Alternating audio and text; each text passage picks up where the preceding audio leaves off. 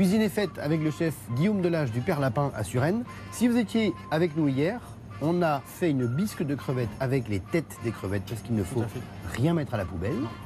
Et aujourd'hui, on continue dans la famille des restes parce qu'il nous reste de la bisque, il nous reste des crevettes, il nous reste de la patate douce. Et donc tu vas nous faire... On va faire un cake, donc crevettes et patates douces, accompagné de notre reste de bisque. Et tout ça pour 2 francs 6 sous. Et pour pas grand chose. Voilà. Donc on va commencer par mélanger tous nos produits secs, donc la farine, la levure. On va incorporer notre lait. Là on fait un cake pour combien de personnes? On va dire entre 4 et 6 personnes, ça dépend de l'appétit. Les œufs, on les incorpore un par un. On a un mélange assez homogène.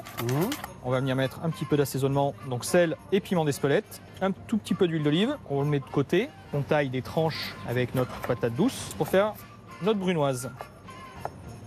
La patate douce à la cuisson va rester légèrement croquante. Donc on fait des petites tranches de crevettes. Pas trop petites parce qu'il faut quand même qu'on retrouve la mâche quand on va goûter le cake.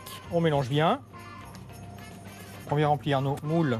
Là, j'ai choisi des moules individuels pour faire un dressage plus sympa à l'assiette. On en a pour combien en fait là? Une dizaine d'euros pour 5-6 personnes. 5-6 personnes. Alors que dans grande surface, après avoir fait un petit tour, on est autour de 13,30 € le kilo de cake. Ouais, donc, et dedans, il n'y a que des olives et du jambon. Voilà.